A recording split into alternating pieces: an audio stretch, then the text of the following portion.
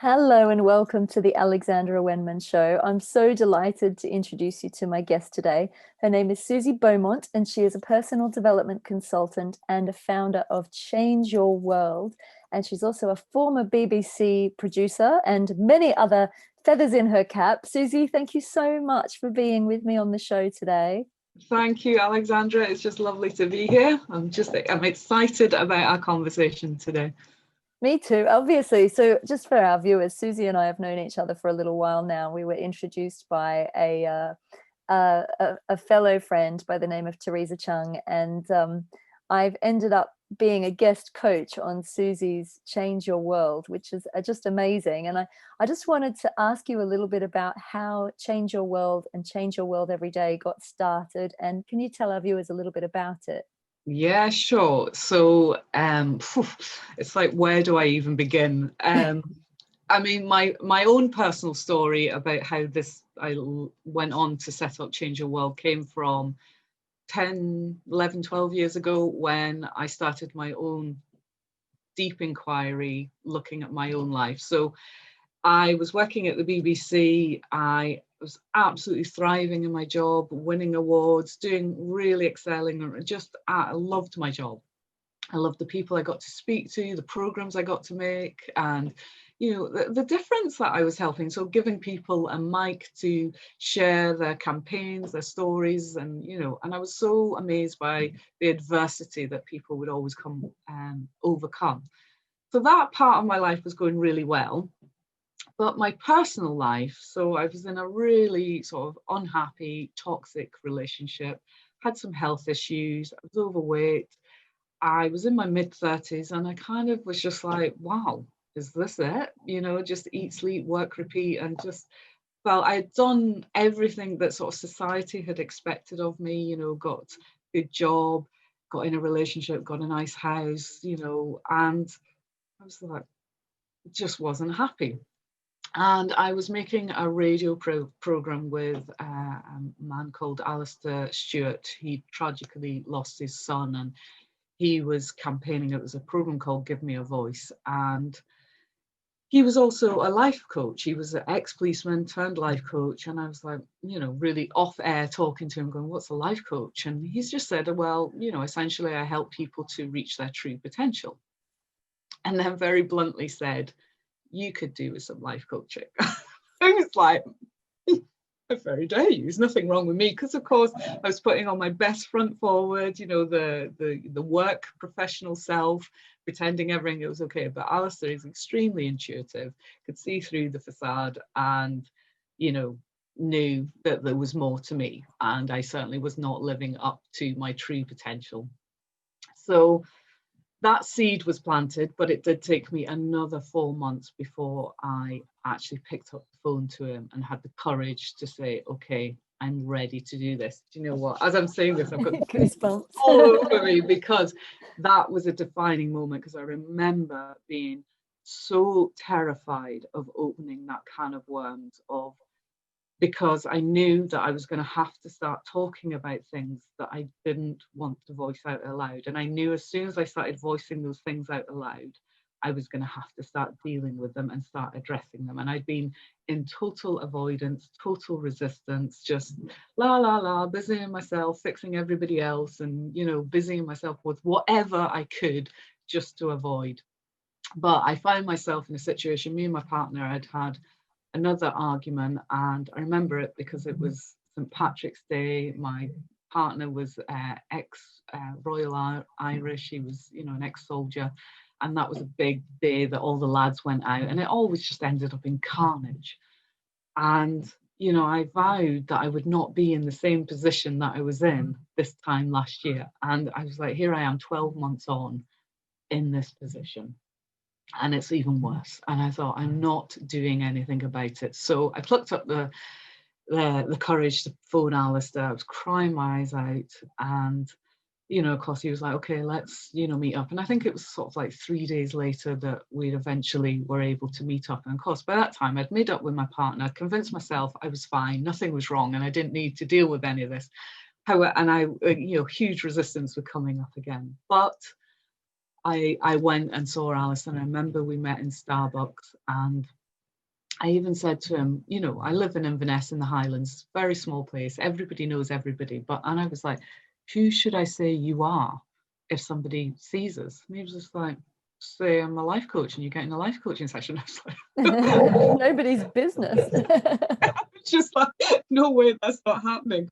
And I couldn't work out what was worse, somebody thinking we were having an affair or that he was my life coach. Or that he was your life coach. Because I was just so embarrassed, ashamed. I felt like a failure. I thought, why is it I need a life coach? Why can't I sort my life out? Why are all my friends all sorted? Why is it that, you know, I can't get my, excuse my language, shit together, sort of thing? Of course, I realise now that it was one of the bravest, most courageous things to do, to actually face my fears, look at the situation, accept that my life was not panning out as I had hoped, and actually to acknowledge that and do something about it and ask for help. One of the biggest challenges we have, again, I'm getting goose pimples as well, asking for help and support, because just human nature, we're just so afraid to reach out and be vulnerable and say, actually, things aren't going as I'd hoped. So I started life coaching with Alistair. You know, he asked me in that first session, what do I want? And I was like, this question threw me, because I was like, I don't know. Nobody's ever asked me that question. All through school, you know, it's all about what are you going to do when you're older? You know, what career you're going to go into. It was never essentially, actually, what do you want? What is the life you want to create for yourself? How do you want to feel in that life? Who do you want to be surrounded by? What types of people? You know, none of these kind of questions. And this really threw me. And I just sort of went, oh, I want to be happy. And Alistair said, well, what does happiness look like? And again, I was just like, I have no idea. And he said, well, how can you create happiness if you don't know what that looks like? That's a fair point. So that started just the foundations of going, okay, what brings me joy? What is happiness? What do I want my life to look like? And kind of looking at my life and going, okay, I maybe don't know what I want, but I know I don't want this. So what is the opposite of that? And, you know, just starting from those. So I started this kind of journey of just literally working on small steps, making small changes, becoming aware of my thoughts, my inner dialogue. And then, of course, that just sent off a whole deep inquiry where I absorbed myself into every self-help book, every retreat, every workshop, everything I could find. Everything all just kept leading on to something else. You become a course junkie and a book junkie, don't you, when you're in that sort of seeking phase? Yeah, I became a complete personal development junkie.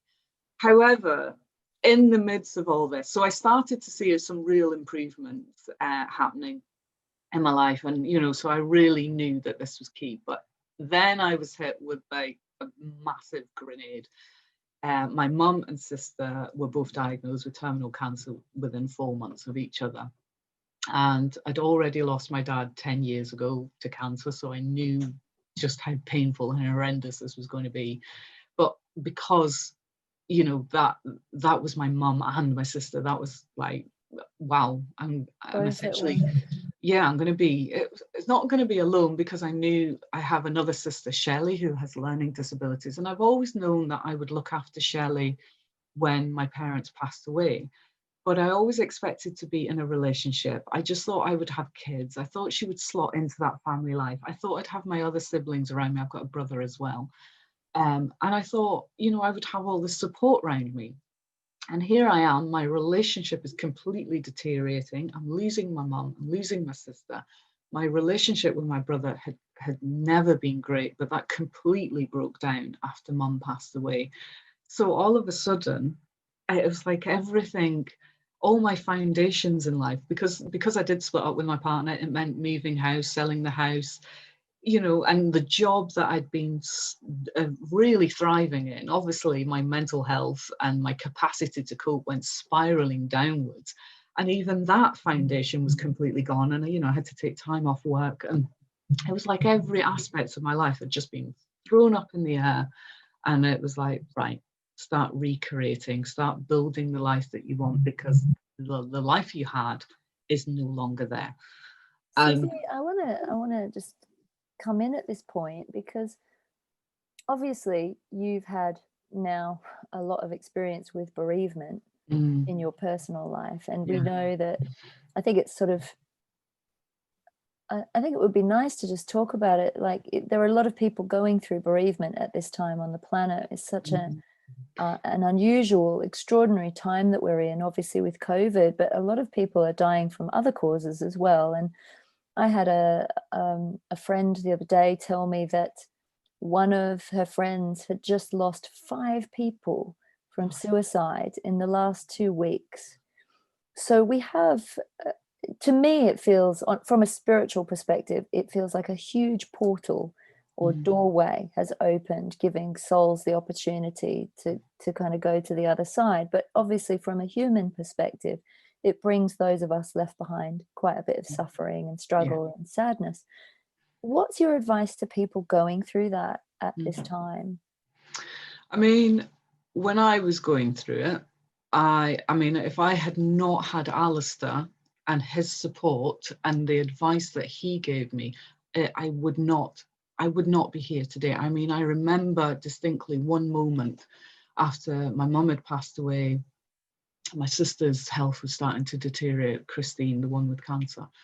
And I remember waking up and there'd be that momentary lapse where you wake up and, you know, you forget everything. And then, you know, you sort of come to, and then it'd be like a physical pain would rush in and hit my heart. And I remember thinking, you know, I believe that when you pass away, you go to this beautiful place of unconditional love. Like, I'm not particularly religious. I don't follow any particular, but I am spiritual, and I do have this knowing, this comfort. You know, that's what I believe.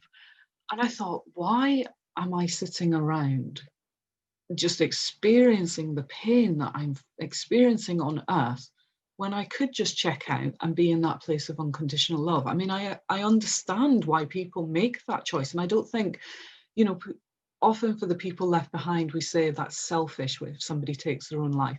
It actually takes enormous courage to do something like that. And I don't, you know, I hope I don't offend anybody when I say something like that, but it really does take huge courage to take your own life. It's not something people take lightly and do, you know, on a whim. They think about it for a long time, and they don't understand that they're going to cause the suffering and pain of the, you know, they're absorbed in their own pain and they just want it to end. You need to be going through an immense amount Yeah, of pain yeah. and struggle, don't you, to make that decision? Absolutely. And, you know, you're so consumed by it. So I understand that. But for me, when I was in that moment, I remember thinking, whoa, when did my mental health start spiraling down so much? I mean, I knew I was struggling and I knew I felt miserable and upset and depressed and I was grieving. But that was a real wake-up call for me. And that's, if I hadn't been seeing Alistair and doing the personal development work that I was doing, I wouldn't have been necessarily aware of myself deteriorating like that. So that's when I realized, okay, I've learned an enormous amount of tools and techniques. I actually have to start applying them, you know. And Alistair, the life coach, he's very sarcastic, but he knows my sense of humor. I can be quite sarcastic and dry as well. And he said to me, I hadn't sort of told him this was how I was feeling, and this was a couple of days later. And he said to me, he said, you know what? No matter how bad it gets, just think on, because it could get worse. And I was like, Thanks, Alistair. yeah, well, that's the thing. I just went, are you freaking kidding me? I was like, how much worse could it get? I'm verge of losing my job. My relationship's just broken down. I'm living in this crappy house plagued with problems, and my landlord is a total nightmare, won't fix anything. I am struggling to cope caring for my disabled sister, and social services are not helping me out because, you know, we had no care support at the time and I was battling with social services. I was like, my brother's just disowned me. I'm about to lose my other sister that's my total rock. And I was like, you know, I was like, how on earth could it get worse? But it was the correct thing that I personally needed to hear, because suddenly I went, do you know what? Actually, it could get worse. My own health could go. I could lose my job. I could lose my house that I'm living in, and suddenly it changed my whole perspective from like a slap of a wake-up call in a way. And it was like, we hear a lot, especially in personal development and spirituality, about gratitude. But it really did start turning me around to go, okay, yeah, there's an awful lot of crap going on in my life which now, but there's still an awful lot of good that's going on in my life. I've got amazing friends around about me. I've got a roof over my head. I have a career, a job that is allowing me to take some time off and still paying me right now and giving me that space. I've still got my sister. I've got Alistair, who's my rock. There was lots of things. And so I started practicing gratitude and focusing on what was working for me. And in terms of anybody that is going through a challenge like this, I mean, one of the things that Alistair said to me when my mum was diagnosed with cancer, he said, okay, and he was very just sort of matter of fact. And he says, okay, your job now is to help her passing and help her pass with ease to the other side. And I was bereft. I mean, I was distraught at the idea of losing my mum. And I was like, I can't do it. I mean, even the idea, every time I thought about it, I just burst into tears, the whole idea about losing my mum. But then, when I got over that initial sort of, I can't do it, it actually gave me a focus. It took me to a place of acceptance of, okay, my mum is not going to recover from this. There's not going to be a miracle cure. There's not going to be even though she was on a trial drug and, we were praying and hoping this would be the miracle cure, my mum had sort of accepted, that she was ready to go, even though she was young. And it was, okay, well, let's make this passing as easy as possible. I need to let her know that we're going to be okay when she goes behind. Yes, I'm going to miss her, I'm going to be upset, And obviously, having a disabled daughter, my mum was really worried about Shelley and how she would, what would happen to her. Would she be looked after? So I needed to let her know, it's okay, I will take care of it. Now, I wish we'd had some more conversations about what that kind of looked like. But yeah, that was hindsight. And afterwards, I was just like, oh my God, like we should have really discussed this about what that looked like. However, we got through it. But that gave me a focus that then helped her to pass over and have an easier passing. And that was quite different from my dad's passing. I mean, I didn't have the same guidance. I was only 24 when my dad passed away. I didn't have the same guidance. Had I had that piece of advice when I was 24, I would have handled that situation very differently. And my dad's passing my dad wasn't ready to go. He was full of regret and he was trying to fix everything and sort everything before he passed. Whereas my mum was just very accepting of the situation. And I knew she passed over to the other side, not with any kind of, not with any fear or regret. She was just very yes, okay, I'm ready to go. And, she was quite remarkable in the end, really, But yeah. That's beautiful. I think it's really important that we do create that for people passing and for ourselves. I think it can bring you peace, can't it, as well?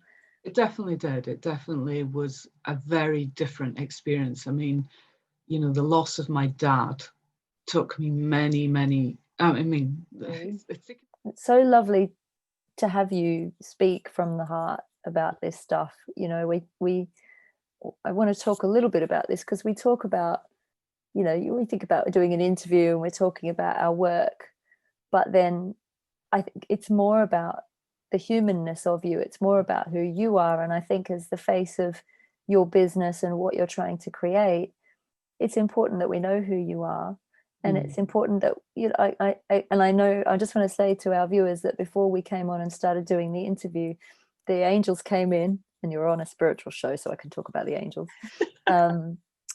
and they gave us the word integrity, and that it was important to talk about integrity. So in terms of, you know, what led you into change your world, and obviously your own life story and your losses and experiences and challenges have led you to create this beautiful platform, and I'll get you to talk about that in a minute. But in terms of where integrity sits with that, can you just say a little bit about that? Yeah, absolutely. I mean, it comes down to about, I mean, what personal development it started to raise in me was the values, and living in alignment with my values and living in alignment with my truth. And what I've recognized and realized, that life is so much easier when you just live in truth, with integrity, and by your values. Because, you know, when you're not living by your values, you are just in constant conflict. It's like, so one example of so health and well, you know, after the loss of all my you know, my parents and my sister, health had become a serious priority for me. I was like, I don't want history to repeat itself. I don't want to die from cancer. I don't want to, I've seen the suffering it caused. So, you know, I was like, health needs to be a priority for me. But yet here I was, you know, stuffing my face with junk food, drinking loads, you know, not sleeping well, stressed out to the max. And I was like, not exercising. I was like, okay, if I'm saying my health is a priority and my values are health, why am I not living in alignment with that? And yeah, don't get me wrong, I still fall off the wagon and stuff my face with chocolate and sugar and all the rest of it. But I've made some serious changes in my life. So I gave up alcohol. That was, you know, and I loved going out for a drink. I was a total party girl, you know. I mean, I wasn't, you know, obsessive, but, you know, I liked a night out. I loved drinking and all the rest of it. But it was when it started changing for me, and I don't know if I should go into this, but part of my personal development journey took me to the Amazon jungle. I went off, you know, traveling. We can talk about everything on this show. Right. Well, you know, I've never revealed this publicly, but, you know, I went to the Amazon and I did a 10-day retreat doing ayahuasca, because I really needed to heal the pain and the grief that I was experiencing in my heart, you know. And bizarrely, I watched, is it Bruce Parry from The Tribe? It was probably like 15 years earlier. And I remember watching him doing this plant medicine, which, you know, I thought to be ayahuasca. And I remember at the time watching it and knowing inside me, I need to do that. And I didn't know why, but I remember doing that. And then, you know, I was going off to Peru, and a friend of mine just said, oh, are you going to do ayahuasca when you're there? And I naively just went, I don't know. I mean, you know, if I come across a shaman and it feels right, then yeah, I'll do it. Not quite understanding what just might entail. Yeah, so I went on this 10-day retreat, had these 6 ceremonies with ayahuasca, and it was just one of the most life-changing experiences. Lots of clearing, just shifting old deep-rooted fears. I mean, just hard, challenging, unpleasant, but an incredible clearing experience for me. And I wouldn't advocate it for everybody, but if you feel that you have that calling like I did to do it, then I would say then, you know, follow your intuition to do that. I would also say to people that it isn't a jolly, is it? It's not a party drug. It's not something you do to have a high. You literally have to treat it with so much respect. Absolutely. And really go with your discernment about who you're doing it with. The person holding the space for you is vitally important. So you need to be able to trust them implicitly. Yeah.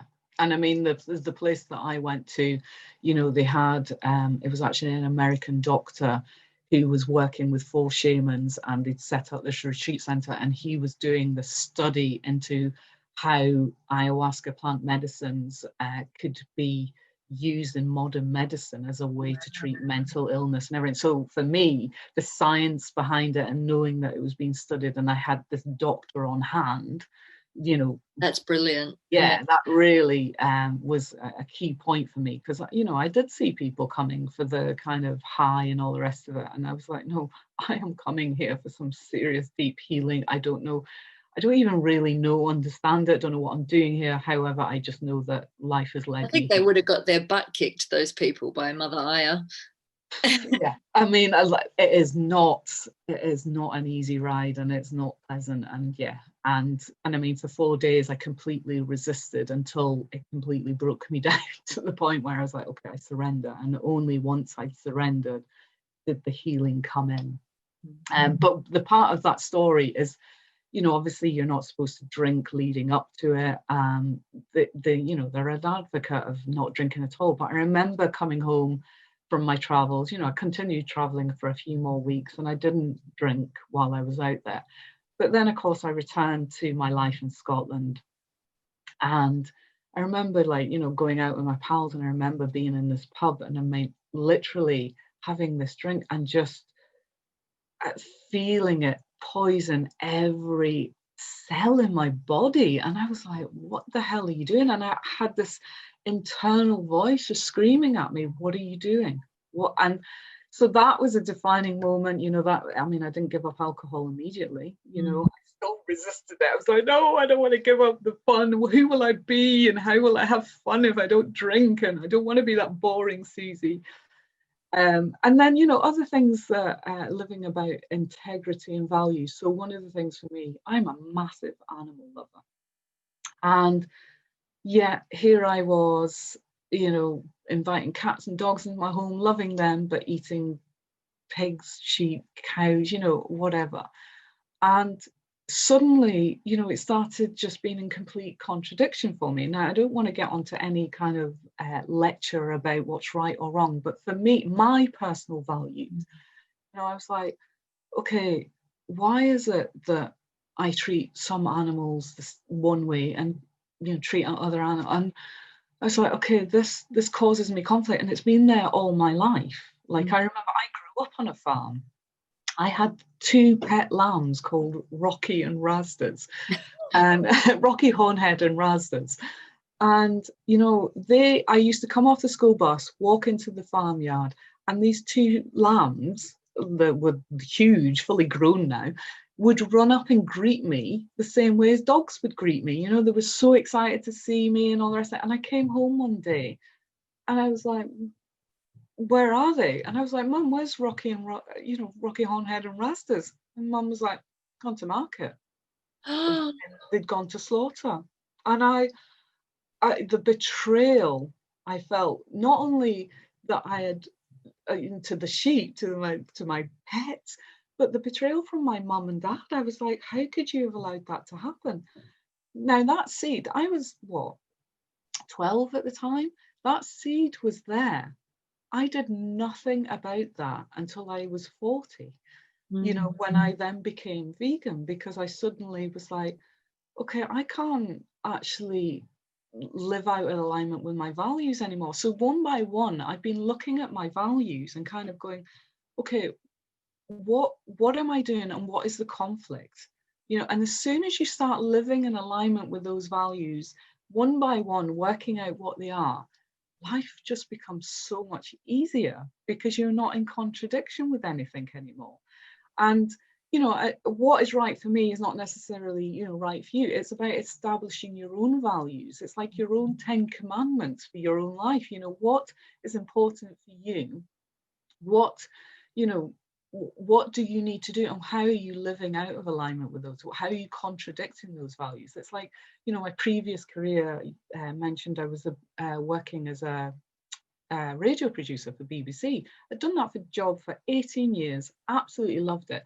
But the job started, not only did the job start changing, and, you know, there was more and more demands put on us, which meant that we didn't have the same resources to really truly investigate things and, you know, really research programs and people and all the rest of it. And there was more and more pressure just to fill airtime.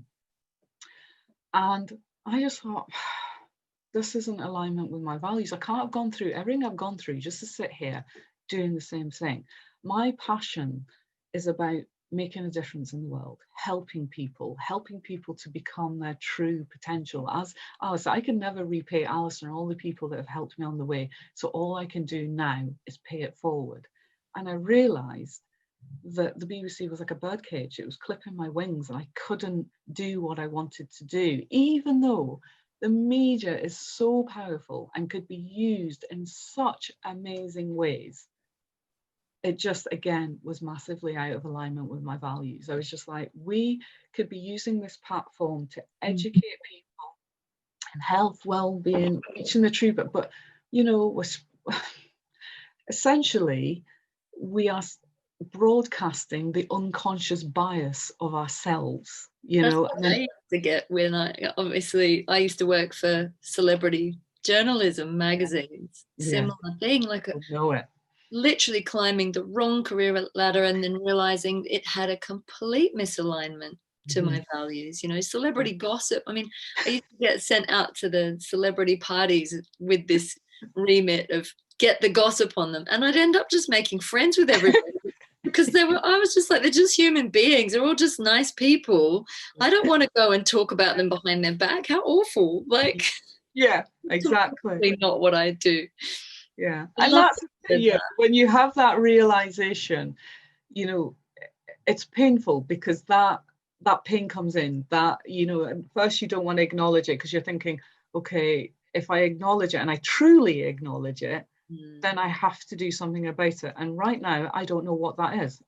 If I'm not doing this, what am I going to do? How am I going to make money? Who am I? What's my identity? There's all these attachment around it. And it's only when you do face it, accept it, then obviously you can allow the universe, God, whoever, you know, your own actions to conspire to bring you the opportunities to start living in alignment with your values. So yeah, and that's what we do at Change Your World. You know, we empower people to get clear about what it is they want, what their heart desires, and we support them and give them tools and techniques to make that happen. So tell us about how Change Your World. How did you start it? How did you get it off the ground? Yeah, so just to be clear, I was in the BBC. Obviously, I'd had this awakening that this was no longer serving me and I had to get out, and a realization I was more powerful outside the BBC than I was in it, which it sounds like a crazy statement to make given how powerful the media is, but as it was out of alignment with my values, I knew I had to get out. But it was, how am I going to make money? What do? I have no idea what I want to do. You know, I've never had a clear, this is what I want to do with my life sort of thing. So this was a question I kept asking and asking, and it did not come overnight. But then, you know, I read somewhere, I can't even remember where I read it, but it said, you know, if you want to figure out your life's purpose, write a list of all your skills, you know, that's what you do in your job. Also write, you know, ask your friends what you're good at, what they turn to you for, you know, what do people rely on you, what are the qualities in you? And then also write a second list about what you're passionate about. So, you know, I wrote my passions were helping people, making a difference in the world, personal development, health and well-being. And then my other skills, I was like, what use as a radio producer in the real world? I did not realize initially the transferable skills and the skills, because I was doing everything on autopilot, I hadn't sort of unpicked what those skills were. And of course, I realized I was a great connector, a great communicator. I was able to get people to trust me. I mean, I used to have to phone complete strangers up and get them to tell their story, usually the most sensitive, emotional story on air. So I didn't realize quite what skill that was, you know, because not everybody can do that, you know, get people to sort of trust you and then follow that trust through with integrity to know, like you said about, you know, you made friends with all these celebrities and you didn't want to shaft them, you know, that was for me. I never shafted any of my, I can hand on heart, you know, say I never in my 18-year career, never shafted anybody because it just, I wouldn't put somebody in that position. And, you know, so many times I would speak to people that would be like, oh, I did my story in the newspaper and, you know, they completely misquoted me. They did this. And I was like, that will not happen. I will give you my word. So I realized that I knew an awful lot of people through my career and through the personal development, just because I'd been building up these relationships. You know, I hadn't, like, people used to always say to me, Suzy, you need to learn to network. And I was like, I don't even know what that means. Like, what have I got to offer anybody? But I realized, actually, just have a conversation with somebody, because as soon as I started having conversations with someone, they tell me, so I'd be like, oh, I know somebody can help you. And I was a great connector. So I identified these things, and, you know, I was actually gardening, you know, I was doing this question here, going, what is it, what? And all of a sudden, this idea, and all I can explain is it's a divine download. And I was like, okay, my passions are helping people, health and well-being, personal development, and my skill set is putting on a show, putting on, you know, usually a radio show, but those skills are transferable. And I thought, I know, I'll put on a big conference, a health and well-being conference, a personal development conference, and yeah, I'll use my skills. It's the same skills. So this was a seed idea, and initially I was going to take it to a big city like Glasgow or Edinburgh. You know, it had to be in Scotland.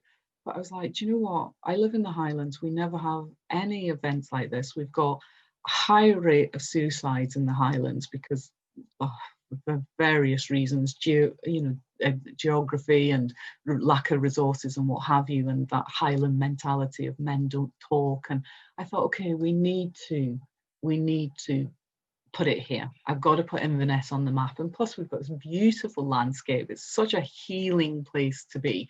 I was like, right, it's happening here. And I fired off an email to this Eden Court. It's like a theatre and conference centre. Literally fired off. To the events manager. Hi, I've got a seed of an idea for an event. Can I come and have a coffee to speak to you? And honestly, if I'd gone for that coffee, you know, she said, yeah, come in Tuesday, whatever. And we went and had a meeting, and I still had no real kind of grand plan. And I just told her, you know, this was my vision. I said, you know, I really want to bring all these speakers to the Highlands, put this on, show. And she took me all around the venue, and she said, oh, you could do this here, you could do that. And suddenly it came alive, and I could see it. It was all there. And I was like, I came out, I could feel every cell in my body going, yes, this is what I'm going to do. Now, I had no grand plan of setting up a business, but I contacted 9 speakers. I said, okay, I've got the seed of an idea. I want to put on this event. I don't have a name. I don't have a brand. I literally have no money, but you know, will you be involved? And they, to my amazement, they all said, yeah, you just tell me the day and I'll be there. I'd love to. That is authenticity to the max. Oh my God, I have to tell our viewers, we started our chat, not our interview, but our chat at 10, and it's now 11:11 as Suzy's talking about the birth of Change Your World. I love it. I know. Well, and it was the most incredible, you know, when you just have, I mean, the feeling, everything I knew, it was so right.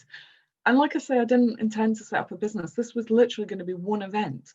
Next thing I know, I'm creating a logo, I'm creating a name, I'm setting up a website, I'm starting to market, I'm starting to promote. And next thing I know, I've essentially got this business. But again, I was still like, one conference, that's it, you know, because I was still working, you know, at the BBC, I still had that career. Anyway, you know, first event, 7th of April 2017, I had 250 people there, 9 amazing speakers, 20 plus exhibitors, and it was just a fantastic event, got incredible feedback. And the other thing I need to add, I had a debilitating, paralyzing fear of public speaking. And I had to open up my own conference in front of all these people. And I was just like, I mean, so to talk about pushing my comfort zones, because I was now working on this project I had to get out of my own way. I had been getting in my own way for years and being held back, and my own fears, my anxieties, the obstacles, the blocks, limiting beliefs, they'd all been there. But because I had this project that was just so much bigger than me and could help so many people, get my goosebumps again. I'm going crazy. I just had to get out of my way. And I remember, I'd arranged it so that I would do a 20-minute speech, open the conference, and then I got Pete Cohen to do the hosting for the rest of the day. And because I just knew that that's after that I was going to be like, oh my God. And that was the thing. I mean, I opened up my conference, and I remember my lips going dry, and I was trying to speak, and I was like, oh my God, I need a drink. And I remember looking down, and I couldn't. I knew there was a glass of water somewhere, but I just could not see it for the life of me. And then I was like, oh, there's a hot cup of coffee. I'll drink that. And literally, my hand was going like that as I raised it to my mouth because I was shaking with nerves so much. And you see me on the video going like that to steady my hand, because I was like, I am actually going to throw this over myself. So, this, when people think, oh, often people sort of see me now and they go, oh, you're so confident, you're so driven, you're so motivated. And it's like, I wasn't any of those things. This is what personal development has done for me. And it's why I'm so passionate about it, because, I wouldn't be doing any of these things. I wouldn't have set up the conference. So to get back on point, so I did my first conference, got amazing feedback. Everyone's like, oh, when's the next one? And I depleted myself setting up this conference because I was doing it on my own, alongside the day job. And I felt like, I had just given birth and somebody had then told me I'm pregnant with twins. And I was just like, no, I don't want to do this again. I'm exhausted. However, the following year, I did another one, and 4 conferences later, by this time I had, after the second conference, I decided to take the plunge and leave my job, which was not an easy decision to make, but I knew I was at the tipping point now. Like, I couldn't work full time. I was going to exhaust myself and burn myself out if I carried on trying to do both. So I took the plunge and started working on Change Your World full time. But I realized that I got, after my 4th conference, Change Your World is all about the ripple effect. The idea is that, when you go to work on yourself, you start to think better. When you think better, you make better choices. When you make better choices, you get better results. And that's when your world starts to change. And as you develop yourself, the ripple effect for your loved ones, your relationships, your colleagues, the world around you is just massive. So it's all about the more positive actions and choices you can take, the more we create a positive ripple effect in the world. And you never actually know what that ripple effect is going to be, but it's taking more positive actions, more empowered choices. So I got to this point and I realized, I was like, well, okay, people are attending my events and they're all fired up, they're all inspired, they're loving it, I'm getting great feedback. And then I'm not seeing, some people would make changes or they'd make small changes, but it wasn't quite having the ripple effect that I was looking for. And I was like, okay, what's happening here? What's missing? And I realized that actually there's a number of things. So my events, or any event, any workshop or training, whether we've all been there, we've had a training course at work and went, oh my God, yeah, that's amazing, blah, blah, blah. And then you just get sucked back into the vortex of the treadmill at work. And I recognized this is like going to the gym once and expecting to be fit and healthy. It doesn't work. There needs to be a consistent practice there. There needs to be daily inspiration. There needs to be daily accountability and motivation. There needs to be a community of people keeping you on track, supporting you when you feel like giving up. And I was like, okay, so I need to take all the elements that are working and put it online so I could reach more people. But I've got to begin a daily practice. And that's when Change Your World Every Day was born. And this is when I created the community. I'm also a massive fan of role models, because you know, we become the direct reflection of the 5 people we spend the most time with. And when I learned this fact, I was like, oh my God, I mean, I was surrounded by Where you're hanging out with. yeah, I was surrounded by some really toxic people that were keeping me very small, keeping me very limited.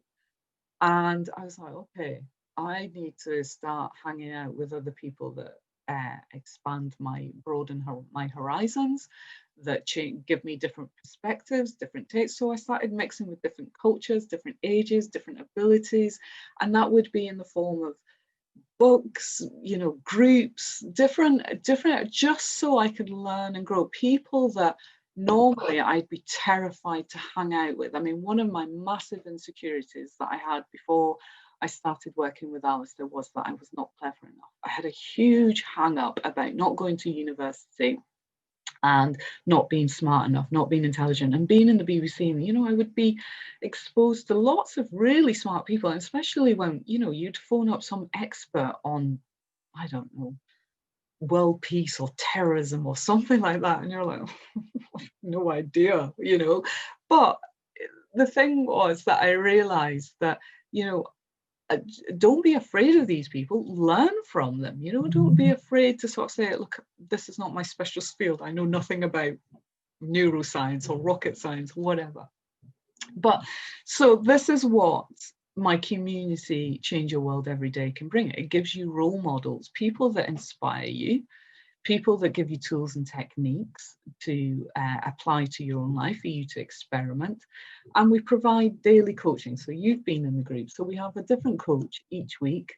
We have a week of coaching and a week of review evaluation. And the idea is, sorry, something, I don't know if you heard that. There's somebody upstairs making a racket. So we have a week God of knocking on the ceiling. We have a week of coaching. We broadcast at 8 a.m. every morning, and the idea of why we do it in the morning is to get you set up on the right track, the right mindset for the day.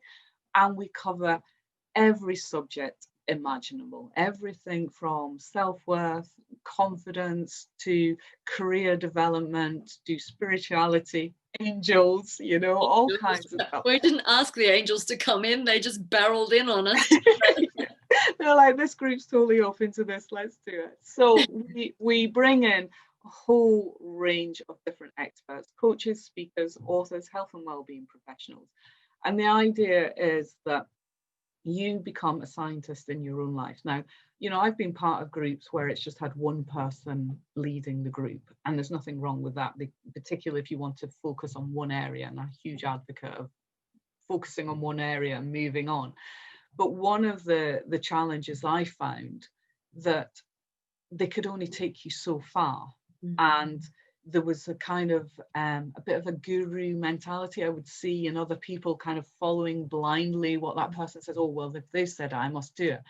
And I wanted to make sure that I didn't create that. I wanted to create a platform of lots of different experts coming with their advice, their tools, their techniques, but for you, the individual, to be a scientist in your own life, experiment with it, apply some of the tools and techniques, review it and go, is this working for me? Is this right for me? Because it is personal development. It's called personal development because it's individual. What is right for you is not necessarily right for me.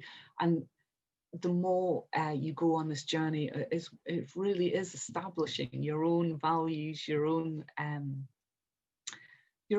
path, your own way of living. And that's what we promote at Change Your World Every Day. And yeah, I mean, we've got various services that we do at Change Your World, but it's all about developing individuals, because when we develop, I mean, my mission statement is to change the world through the power of personal development, because the ripple effect of people really understanding who they are, what they're about, what they want, and what their gift is, what their unique selling point, the USP is, that, you know, when they find that, that is an amazing gift to the world, and it's encouraging people to find that. So I love that, Suzy. And I want to say as well, having become part of the community and having been one of your coaches, it's such a supportive environment. And I mean, what I love is there is something for everybody. And obviously I came on and was teaching about spirituality, and I was trying to keep it to very kind of mainstream spirituality. But what I found is it's just so wonderful, because whoever was drawn to it was there, and they may not have known that they were coming for what they were coming for. And then all of a sudden we had different aspects come in than what I'd planned. So I had my loose itinerary, but this always happens with me. The itinerary goes out the window, and then suddenly I'm talking about angels stepping. I mean, angels and spirit guides and all kinds of things happen.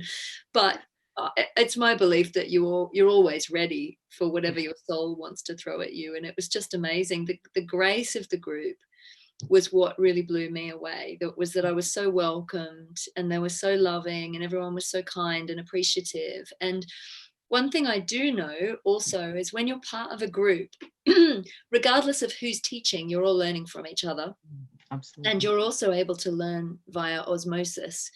And I know this because I joined a writing group a couple of years ago, and the next thing I know, I had a publishing deal. So without, it's like if you want to change, you hang out with people who are making those changes already for themselves, or already doing it.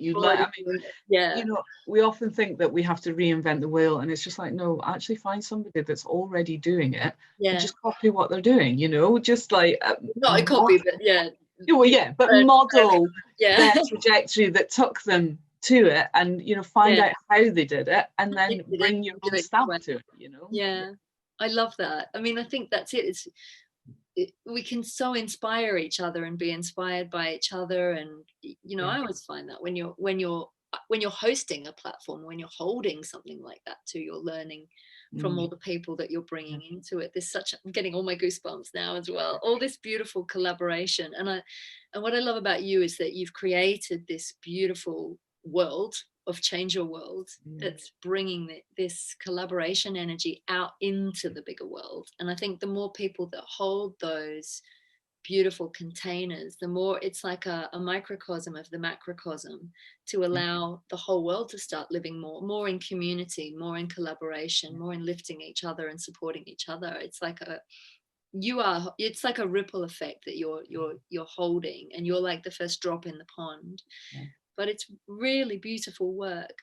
So how can people sign up, and how does it all work in terms of the practicalities? Yeah, absolutely. So they can enjoy a 2-week free trial, so they can try before they buy, if they just want to dip their toe in.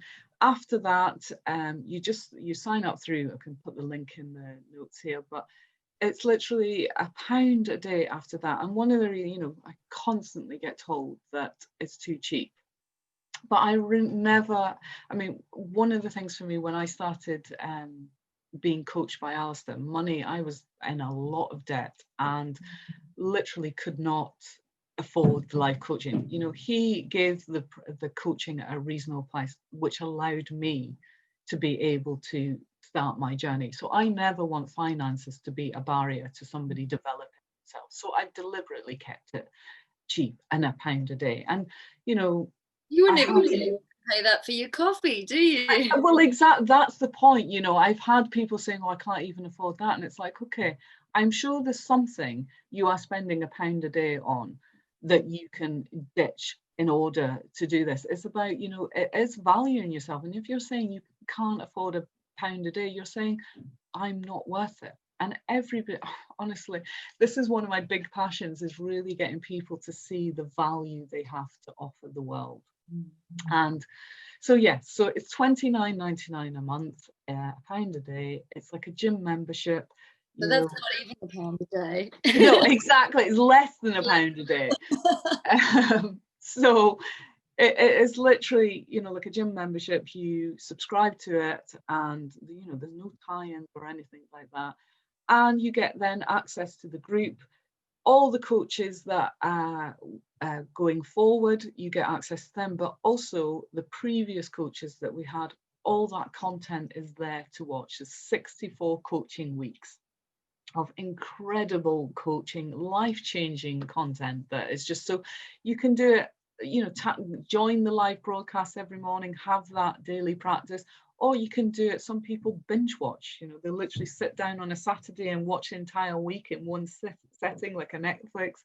It's however you want to do. So if you can't join the broadcast live because of, if you come time zones or shift work or whatever it might be, all the content is there to watch at your leisure when you can. But I always advocate to people, find a time in your day for your personal development, your hour of power, and make that appointment with yourself. Give yourself that gift of time to develop yourself, because again, it's about, you're worth it, and the value and the change that will come from that practice will be incredible. So yeah, so that's how you join. We will put links. I presume you'll put the links. Yeah. But yeah, you can get a 2-week free trial, and then you join the group, and you can be, it's lovely to see people engaging, but if you just want to lurk in the background, that's absolutely fine. But I do say the people that show up more, share their reflections, share their reviews, the more development The value they you have. get out of it, isn't it? It was I did my week, and then I sat in on our friend Colum's week, the following, I think it was not the week after, but the week after that. And even just having that routine, because during all these lockdowns and things, I've been sleeping in later and later, and I haven't been getting up when I should. And then it just made me get up at 7:30, get myself together, get ready. And then my day just felt like it flowed better. Everything was just slotting in the way it should. And then it gets you you feel more enthused, you feel more inspired, you're hopeful, lifts your spirits. It's so worthwhile. And it just ends up, you see the themes playing out in your daily life as well, that you've been talking about. So I just think it's so worthwhile. And I love you, obviously, and I think that it's really vitally important, like I said before, for the person who's hosting or holding the space for you to be somebody that you have a rapport with and that you trust. And from my heart, I think Suzy is absolutely the real deal. And we've had so many conversations, and there's so much synchronicity, and I just know that what you're doing is, I just think it's going to get bigger and bigger. And I think that you're inspiring others, you're inspiring so many people to change their world, to value themselves, to take care of themselves, which is really what we need right now on this planet. We need to take care of ourselves and each other. And absolutely, and lead our lives, because right now, you look at the leadership that is going on, not just in our country, but in the global platform. It's just, who are our role models? I mentioned about role models. I'm like, look at the people leading our world. Are they really people that inspire us, that, give us faith, and, we want to put our trust in? So it's like, okay, you can get really despondent and down and despairing of that. So it's like, okay, what can you take control of? You can take control of your own life and lead your own path, lead your own life with integrity, with values, and start carving out the life that you want to create for yourself, and whatever that might be. Well, and this is really what I want to encourage. One of the things, and this came back from first life coaching session I had with Alistair, if you don't know where to start, just start with the question, what brings me joy? And then write the question, once you've listed those things, what brings me joy, look at that list and say, how often do I spend doing those things? Because we get caught up in eat, work, sleep, repeat. And we forget, I truly believe one of the human experiences is to live a life, a purpose of joy. And we're so far away from that. We're living in this chronically stressed society. We're switched on 24/7. The motivation is all about, making money and greed. And don't get me wrong, there's nothing wrong with making money. But it's like, what is it all for? If you're making money just to obtain power over others and rule the world in some corrupt why? I know that doesn't bring joy, does it? How can? No. That's coming from people doing that are obviously so far removed from their true selves, I think, that they can't see the wood for the trees. And in my opinion, they're the people that they need love more than anyone. And I don't mean we cuddle up to them and say, that's okay, what you're doing is okay. Love sometimes is like a parent saying no to a child. That's not okay.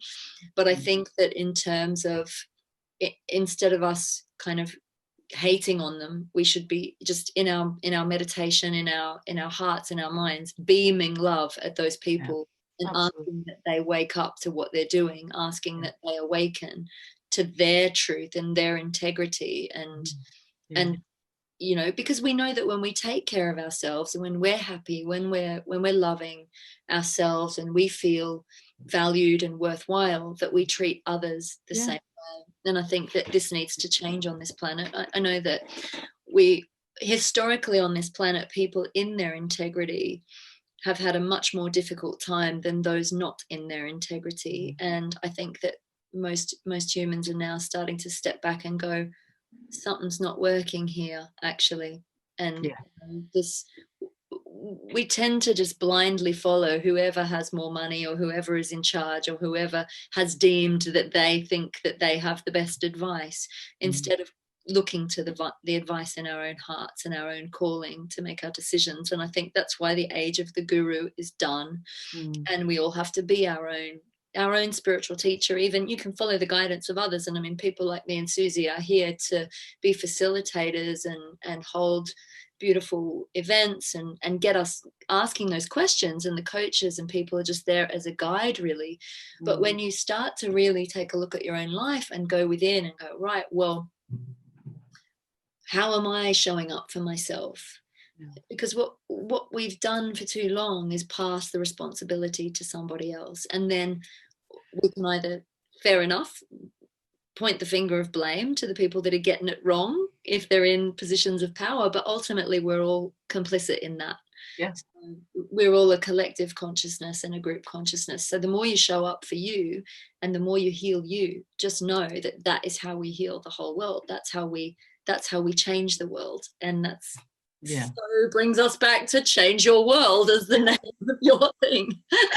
And that's it. And I mean, one of the things that we're seeing right now is with the whole COVID thing is fear is controlling us, you know, and if we can take back some control. So, you know, we're scared of everything. We're scared of, you know, the pandemic, you know, that getting ill. We're scared for our loved ones. We're scared that the economy is going to completely crash. You know, there's all these kind of things.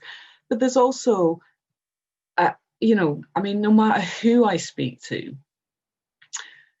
there's still an element of something doesn't quite add up. The rules, the regulations, the restrictions, like they're not consistent, they're not making sense. And it's like consistency is a theme for me. And again, that's like living in alignment. You know, it's like, okay, you know, one example that really gets my goat, that, you know, this whole reason why we went into lockdown in the first place was to protect our healthcare systems so they didn't get overwhelmed.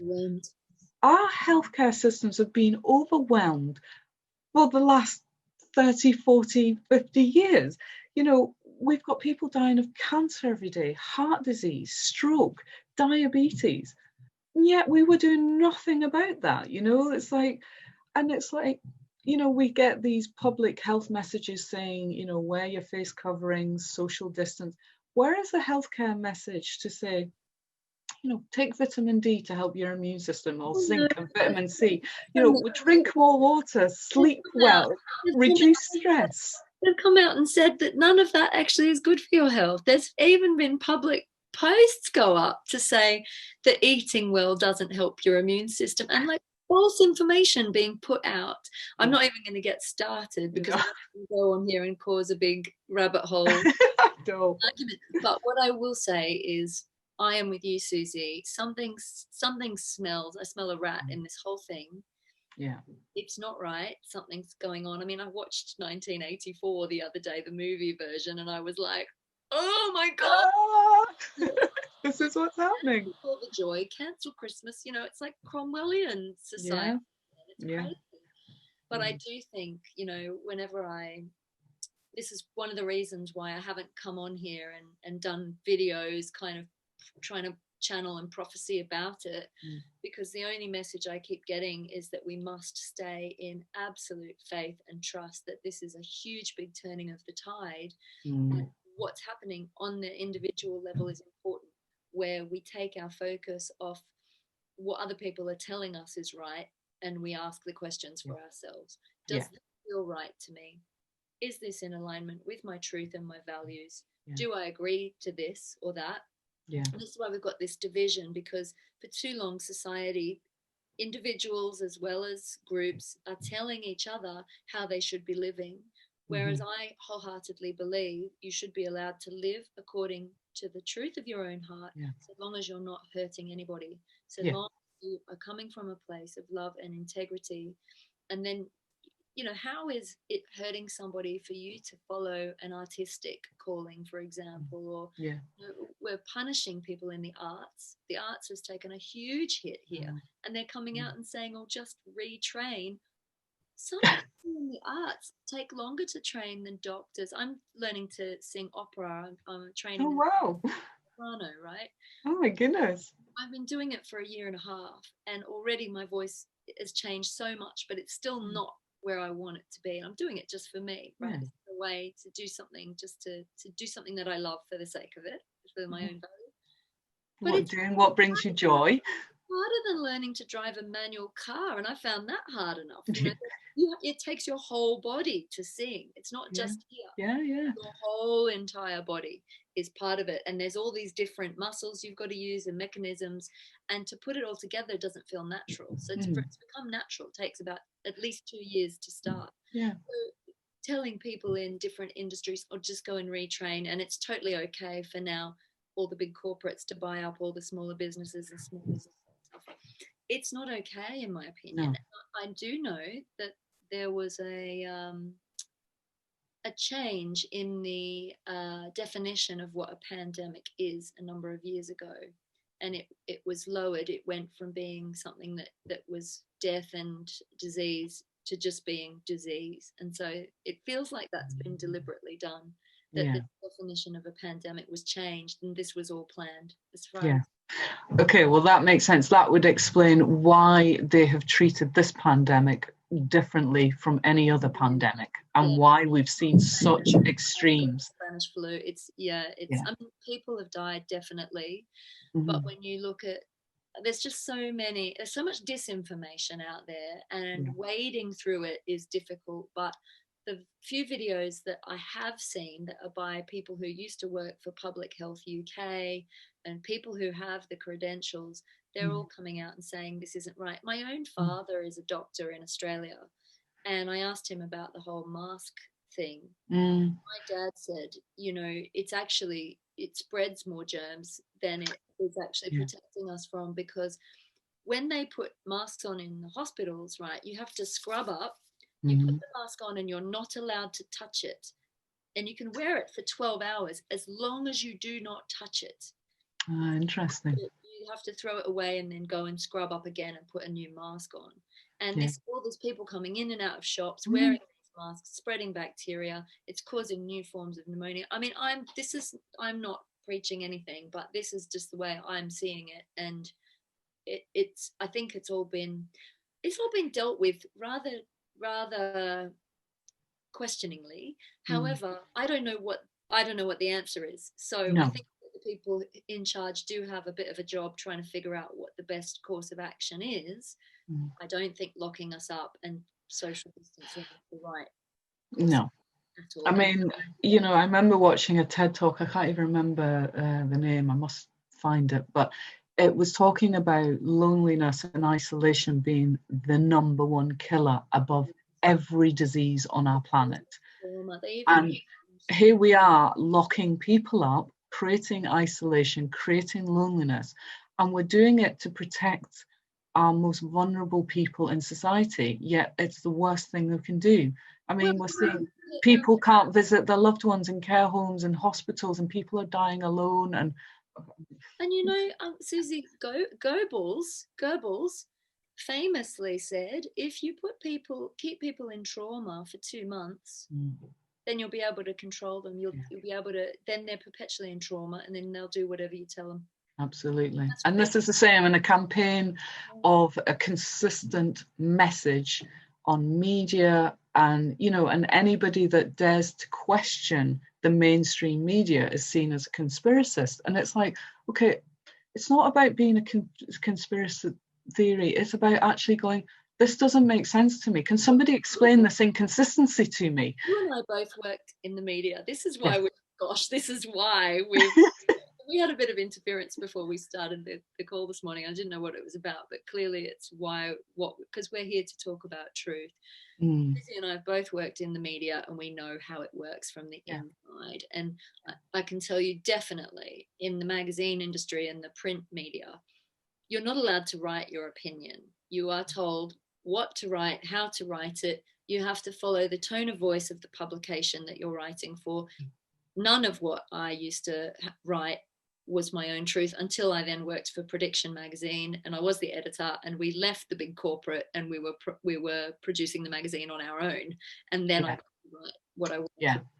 I mean, my experience was slightly different because with the BBC, our whole ethos was to be impartial and all the rest of it. But the problem is, as soon as you introduce humans into the mix, impartiality goes out the window, because we have unconscious bias. And this is why, I mean, when it comes to, and I had it as well, I was completely guilty of it until I started developing myself and becoming aware of, why do I have this thought? Why has this come from? Where is this belief system? What is my fear around this person, color, creed, whatever, you know, and becoming aware of my unconscious biases. Because, you know, I would see, I mean, I worked in news briefly, but, you know, I would see, like, one example, and I raised this at a training course because we were training journalists up, and, you know, we were talking about London Olympics and how there was a real apathy in Scotland for the London Olympics. Now, there's always been this north-south divide, which I mean, I grew up in Yorkshire. I moved up to Scotland when I was 14. I was completely unaware how much dislike there was for the, you know, the politics. I mean, it's not English people, it's politics at the Westminster.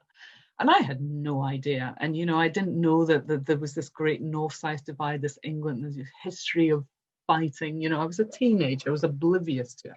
So, of course, I've grown up starting to sort of a new perspective of understanding that, you know, that the Scots feel like the underdogs, that they've been under rule of Westminster, and, you know, the things that are politics and decisions that are made, you know, that's not necessarily what we're voting for in Scotland, but because there's not enough of us, you know, it's just completely railroaded. So you know, this topic came up about the London Olympics, and, you know, we were doing this training course with journalists, and I raised the point about unconscious bias. I said, you know, as a producer, I have seen it time and time again. I have had an agenda or an idea in my head for a program, and I've said to my researcher, okay, we need a vox pop. Now, vox pop is just going out with a microphone and asking 20, 30 people on the streets to answer this question. I said, you know, the producer will have the agenda in their head. Okay, we want to do a story about the apathy around the London Olympics in Scotland and how the Scots are not getting behind it. So they will go out on the streets. They will ask 20 people. Now, the first 17 may go, oh no, I'm totally behind. They're like, no, I'm so excited. I can't wait to see this person running. I'll be following that. And that, you know, oh my God, no, I'm really behind it. But the researcher will carry on until they find 3 or 4 voices that say what the producer wants. Yeah. Because that's the agenda, that's the script, that's the line that's in. And even if they come back and say, okay, I actually spoke to 17 people and they're all totally behind it, some producers will go, all right, really? Okay, and they will change the focus and the headlines. Yeah. But many will keep with the original, even though the evidence isn't backing it. And it's because they become so fixed in their thinking, no, this is what I want to do. They want to control it. Yeah. And that, and not recognizing the unconscious bias, that it's your bias, it's your opinion that you are dictating. And then this is the whole thing about how powerful the media is, because the media then portrays a message. I said, if we went out today and broadcast that the Scots are really behind the London Olympics, are really enjoying it, they're doing this and doing that, they're having these parties, then it would give permission for other people to do the same. Like if they feel, I want to be behind the Olympics, but I'm scared of what people think about it, because that is our biggest fear, worried about what people think of us. And we live our lives in ways trying to please other people and not rock the apple cart. And it's Bronnie Ware, she's written a book, The 5 Regrets of the Dying. And one of the top regrets is not being true to yourself, not speaking your truth, not living in alignment with your truth. Always coming back to truth today. It is. And this is one of the things that, I find so frustrating in the media. I was like, we are so powerful. We can deliver, and then, the BBC, the wildlife programs, the Blue Planet, they were amazing programs. Yeah. But the news agenda, because, they always used to say good news doesn't sell, and I don't buy into that. I believe that. Yeah, I don't believe that. I was like, you know what? People need hope. They need good story. We all know it's like when we hear a good news story, like, we literally touch our hearts. We feel it. We're like, oh, that's lovely. And people today say, I don't watch the news. Yeah. I don't watch the news anymore. I don't. And no, I I don't read the newspaper. Now all the newspapers are having to be given away for free because they weren't making the sales anymore. And they're not listening. They're still thinking we have to control people through fear. And the message that people are, this is how you make money. It's like you look at the demand, and you, like, where the demand is, you fill that. And they're not listening. They're not saying, the main message that people are not buying newspaper is because they don't want to feel depressed. I run stress management workshops. One of the things we teach, is about, it's a top principle about what's totally in your control, what's outside your control, and what's partially in your control. And it's about what you feed yourself mentally, physically, spiritually, and emotionally.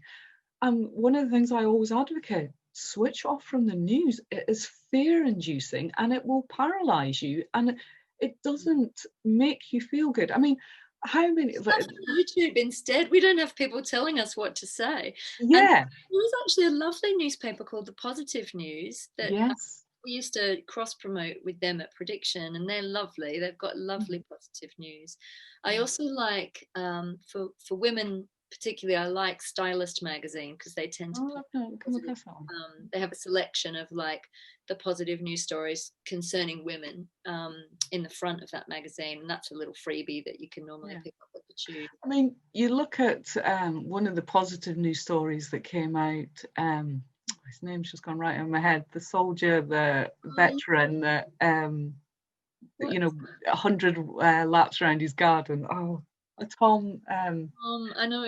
All I can remember is Tom. But yeah, I know. Yeah. And that is a perfect example of the types of stuff. That's what we want to hear. And the whole thing with COVID, all we're hearing every day is how many people, the death rate. We are not hearing how many people are surviving it, are contracting it. A story this week. There was a friend of mine asked me to send healing to her friend. She said he was doing really badly. They weren't sure if he was going to pull through.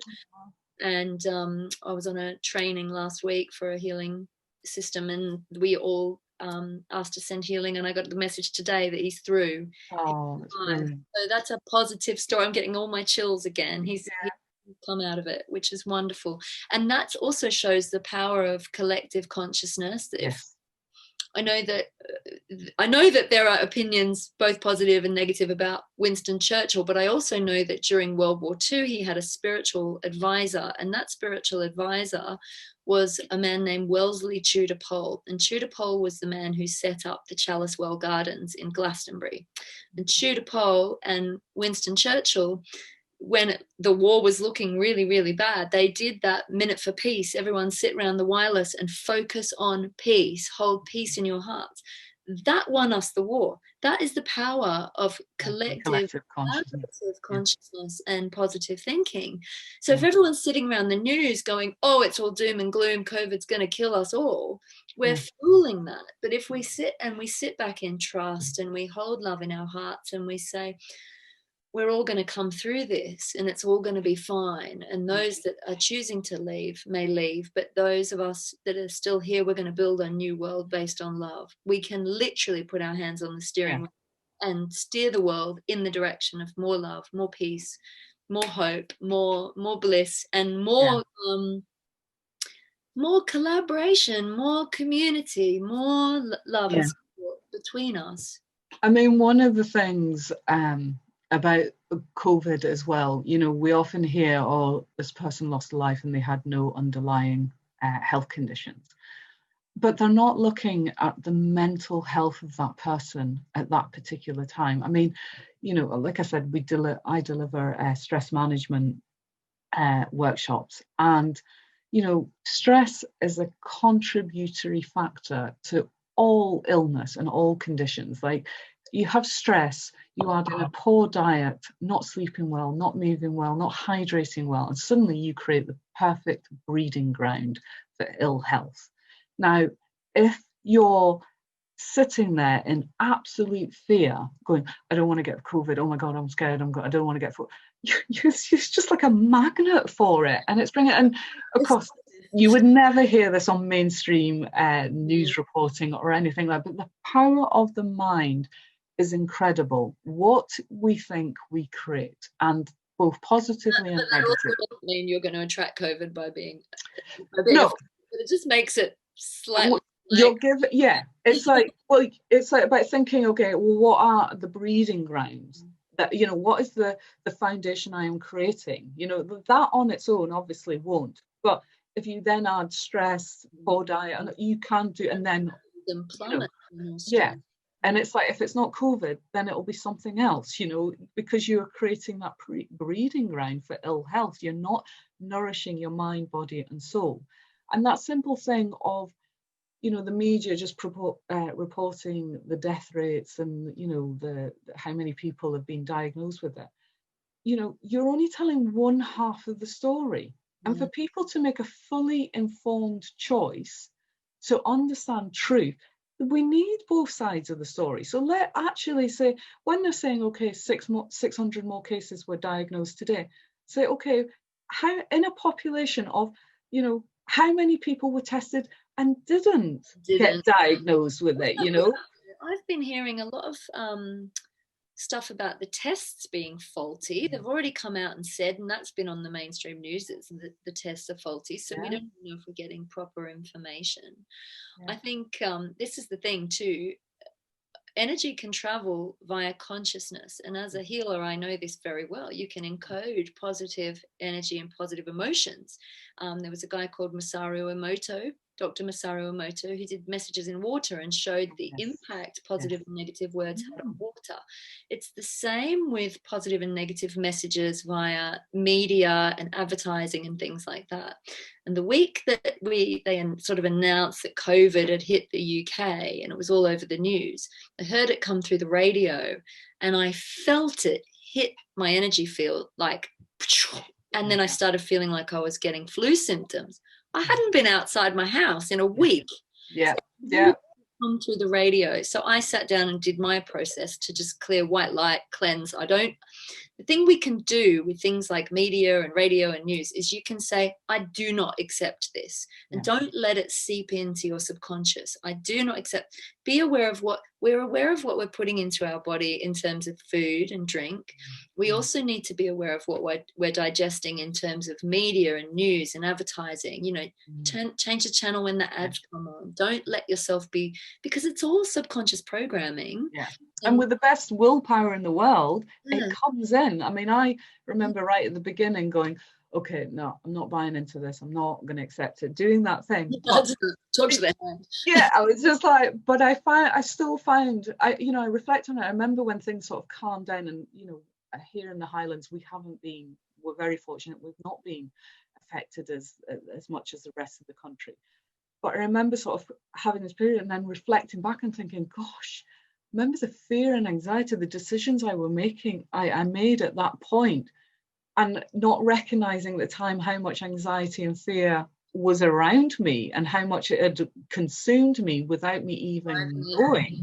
And that's somebody, I'm practicing self-awareness constantly, and it's still managed to take hold of me to a certain level until I stopped actually going, I'm not watching the news. I have to stop because I have to protect myself. So yeah,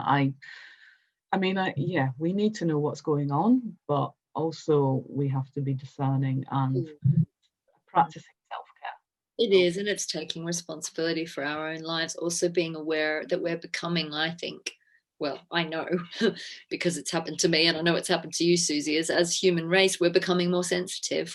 There are things we maybe used to be able to stomach that we can't stomach anymore. Yeah. Food, energy, all kinds of things. We're all feeling each other and tuning into each other telepathically and through our emotional resonance. So to protect your bubble, protect your energy field. And well, you've just reminded me of a story as well. So Dr. David Reilly, he's one of the coaches in my group, and he's been a consultant in the NHS for 40 years. But alongside that was also, he had a holistic clinic as well, and because he recognised that the NHS just wasn't going far enough, it wasn't treating the root cause of people's conditions and issues, and dealing with the emotional, spiritual, all the rest of it. And he did a TED talk, and I remember him explaining this experiment where it's like the water, the emotions in the water, but it was like two plants, and both in the exact same environment, same soil. Yeah, and he'd talk positively to one, and every time he passed it, hello, how you doing? Oh, you're beautiful.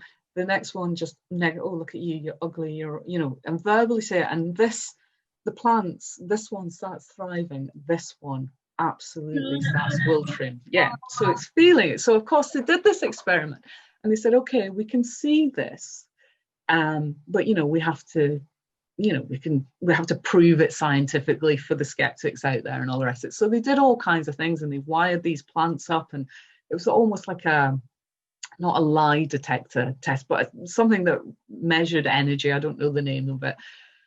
But again, they did this experiment, but this time, rather than verbally saying it, they just thought it. Yeah. So they would go past the plant on the left and think, oh, you're beautiful, look at you blooming, oh, you're going to be amazing, you're going to flourish. And then, of course, the one on the left, it was, oh, you amount to nothing, you're rubbish, you're this, And they could physically see, I know, I feel it as well, you could physically see the reaction on this meter that was measuring it. And of course, same thing happened. This one started dying off, this one was thriving. But he asked the question, how are you polluting your environment with your thoughts? And yourself.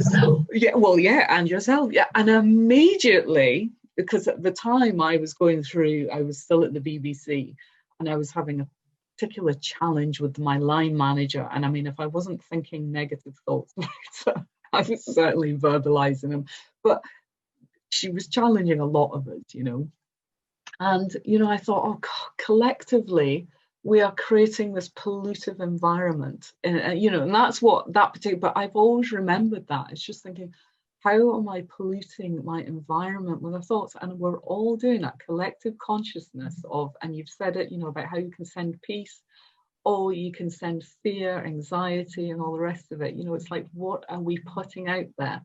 And all we can do as individuals is change ourselves. That's all we can do. That's the only thing. If we want to change the world, we've got to change ourselves. You see it. You see it on the thing. Changing yourself changes everything. That's my whole mantra. So, yeah. So important. It is so important. And gosh, I could talk to you for a month of Sundays, Suzy. We've been going for an hour and a half, so I think we've said enough for now. I think we probably need to have another conversation at some point. Oh yeah, well, I could talk for hours. I'm like, don't get me started on this stuff. I think like we've got a new show here, put the world to rights. But thank you so much today.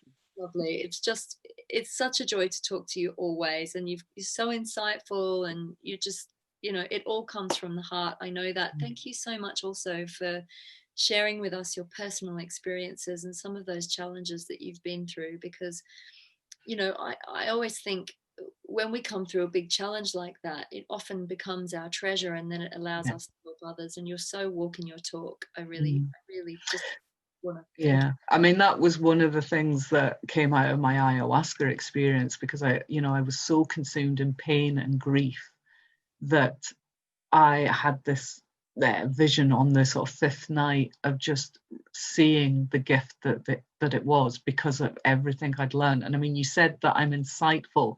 You know, I am just sharing my experiences and what I've learned from those experiences, and because of the support that I've had around me, the role models that I've had around me that have helped me along the way to see a different perspective, to see it differently, to see the gift in the really painful lessons, you know. But yeah, and if I can, like I say, I can never thank those people. I can only pay it forward. And if I can help other people, then that's what gets me out of bed in the morning, and, you know, helps me thrive and, you know, get on with what I need to do. So yeah, but thank you for having me. Thank you for listening to me, and thank you for everyone that's stayed with us for the hour and a half. So absolute pleasure.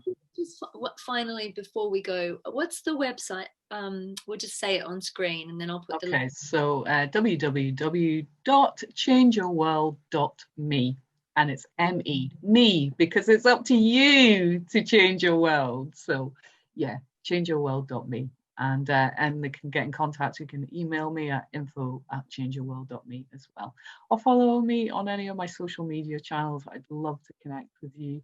If this has resonated with you, you know, then let's connect. Let's change the world. Woohoo! Woo, woo, woo. Yeah, definitely. Thank you, Alexandra.